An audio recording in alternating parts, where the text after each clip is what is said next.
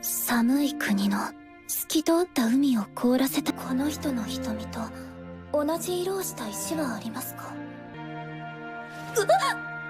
あらあら、まあまあ。いえ、違うんです。今の発言におかしな意図はなくて、本当に体はなく、アルノルト殿下の目の色が好きで綺麗だなっていつも思ってるだけなんです。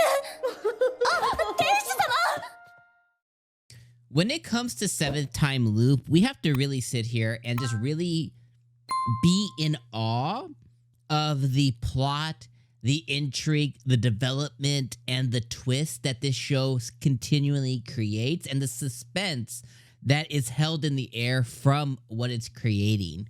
And I just really hold that in like the highest regards. It's like this episode took us through Rishe in her training, to her meeting somebody who is going to fall to Arnold eventually, you know, via a death, who is a count within Arnold's own lands that she meets with being, you know, this Julius or whatever character she created, but the man character she created for herself.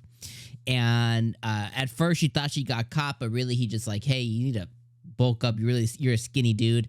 So you know, it takes us through that, and then takes us through Prince Arnold requesting her time.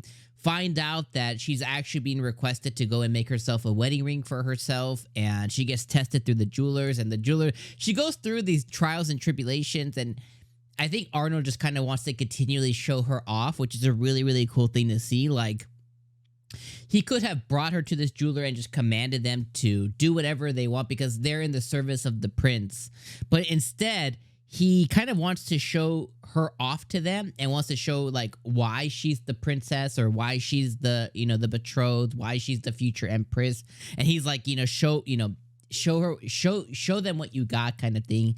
And she's able to decipher and show like, okay, yeah, these are actually all fake jewelry, you know, through her jewelry test. And the lady is just like, oh my God, I really want to serve this lady. I think she's kind of building that, reliance isn't the word. What's the alliance? Maybe is alliance the word, but like that dedication to her in the future kind of thing. And then she gets asked to pick out, you know, specific jewel, like, you know, hey, do you want like amethyst? Do you want emerald? Whatever.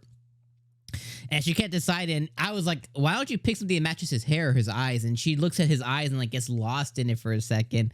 And she lets her thoughts kind of slip out. And she's like, oh, she's like, God, I said all that. Forget it. I didn't say anything. And the jewel lady was like, oh, like, I got you. I know exactly what you want. Oh my gosh. She's like, no, please. And it shows, you know, her and Arnold's bond really like, you know, getting closer and stuff. I think it's just really, really cool to see. And then we find out that, you know, they're, you know, after all that, you know, they're actually like welcoming this prince from another land who she worked for in one of her past lives before, who was, you know, in 5 years is destroyed in this war and stuff. And she has to care about this prince. And I love the dialogue of like, oh, I have a medicine I would really like for him to try and stuff. She's like, I don't have to sneak it in his food now if you give me permission. And it's like, she's like, I'm going to force a cure on this dude. And that was like a really cool thing. Prince Arnold, you know, when Prince the Prince Kyle dude was like, oh, you're beautiful, blah blah. Like Prince Arnold was like, yo, I'm about to kill this dude. I'm about to take his head off. And he's like, oh. And even Rishe was like, whoa, you know, she didn't really get that it was about her. All of this. And then, you know, he's gonna have a ball or reception or something, and she's worried now about the Count, you know, putting her face, you know, 2 and 2 together with her being this Julius guy, or, you know, whatever she's pretending to be. So that's the suspense and intrigue for the next episode. But like the way that it's seamlessly moving the plot along, like I can speak. The way that it's seemingly moving the plot along, but then also it keeps doing callbacks to her past life. Like in this episode, she had Kyle, and it did a callback to where she was, you know, with him, and apparently he has some kind of like condition or something that she can help cure. So it does these little callbacks and then brings us back forward again as the plot and the story continue to move forward. And like, it's exceptional. It's just exceptional, and it's just a joy to watch, and it's just so good. And when it ended, I was like, duh, I just want more. But yeah, seventh time loop is just like, it's one of like it's just really, really great. And it's one of the best this season.